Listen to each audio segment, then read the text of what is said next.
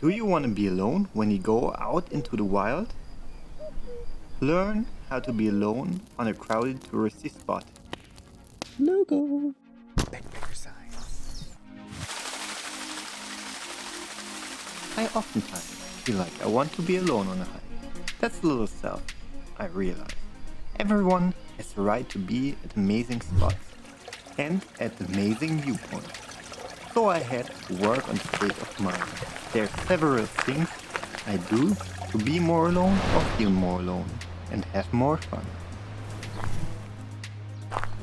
First of all, we try to find a parking lot further away from the goal that is not the main parking lot. This is the border between the Habsburgische Upper Austria and the territory of Baden in 1790. I learned this right on place without asking. A man talked to me and told me the story. And I kind of found that a little bit rude because I wanted to explore what that is by myself. But I think he meant nice and maybe was happy to share some information and enjoyed the day and wanted to talk. The one thing I learned is to see stuff from the viewpoint of other people. Do you also think that this is rude? Or do you love to get talked to if you're out in the wild? Let me know in the comments. Try to go smaller trails and you'll be more alone, and the trails are often more beautiful, and for sure they're less crowded than the big ones. On the Belchen, even on a bad weather day, the top is crowded. We went down over snowfields quickly because even the air was full of gliders. For me, mostly important are the breaks. If you want to be alone in the breaks, pick your spot.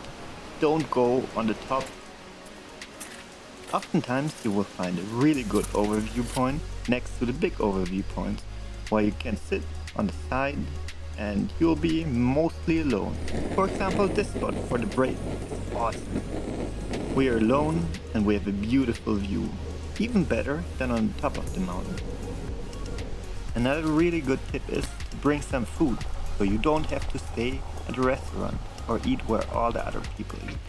And sometimes they actually get jealous because your food looks so amazing. And let's me forget about all the people sitting on a cliff, drinking my hot coffee and enjoying the view. The bonus about food is it makes you feel better about everything and satisfies the hiker hunger.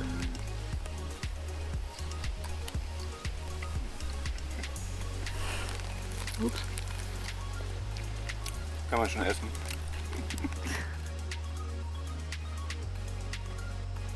All these views and trails are only on our way because we parked far away and were willing to walk a lot.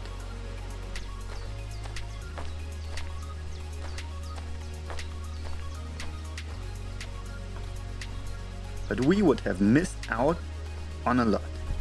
This is wild time, for example. It's great to find all those little treasures.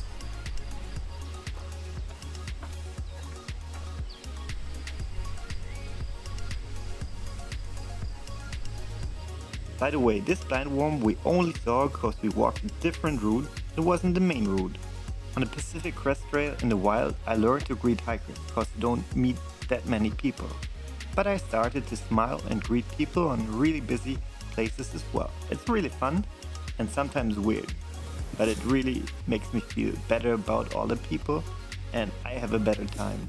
At the end of the day, it's way more important for me to feel more alone than to be more alone. But with all the tips I told you, you're gonna be more alone and have a better time. It was a really good trip and the food was really amazing.